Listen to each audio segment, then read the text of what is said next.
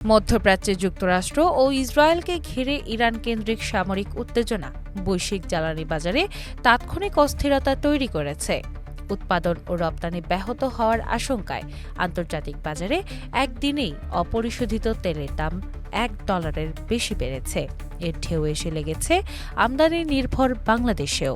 বাজার বিশ্লেষকদের তথ্য অনুযায়ী ব্র্যান্ড ক্রুড ব্যারেল প্রতি $1.11 বেড়ে দাঁড়িয়েছে $82.53, যা জানুয়ারির পর সর্বোচ্চ। একই সময়ে West Texas Intermediate WTI 79 cent বেড়ে পৌঁছেছে $75.37।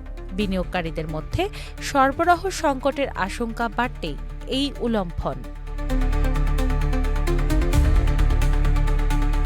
ইরানের বিভিন্ন জ্বালানি স্থাপনায় হামলার খবরে বৈশ্বিক বাজারে উদ্বেগ ছড়িয়ে পড়ে। পাশাপাশি ইরাক থেকেও উৎপাদন কমার তথ্য মিলেছে। সংশ্লিষ্ট সূত্র জানিয়েছে, রপ্তানি রুট ও মজুদ ব্যবস্থায় সীমাবদ্ধতার কারণে দেশটির দৈনিক প্রায় 15 লাখ ব্যারেল উৎপাদন কমিয়েছে। পরিস্থিতি দীর্ঘায়িত হলে এই ঘাটতি আরও বাড়তে পারে। সবচেয়ে বড় অনিশ্চয়তা তৈরি হয়েছে গুরুত্বপূর্ণ নৌপথ স্ট্রেইট অফ হরমুজ ঘিরে।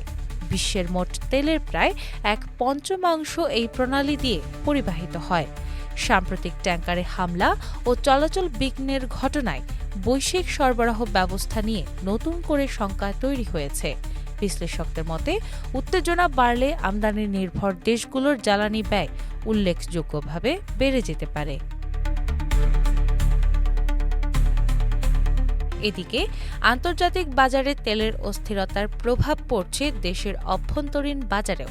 একই সময়ে মোটা চালের দাম বাড়ার খবরে তাৎক্ষণিক পদক্ষেপের নির্দেশ দিয়েছেন প্রধানমন্ত্রী তারেক রহমান। মঙ্গলবার সংশ্লিষ্ট দপ্তরগুলোকে বাজার তদারকি জোরদার করতে বলা হয়েছে। প্রধানমন্ত্রীর অতিরিক্ত প্রেস সচিব আতিকুর রহমান রুমন জানান, নির্দেশনার পর বাজারে ইতিবাচক প্রভাব দেখা যাচ্ছে।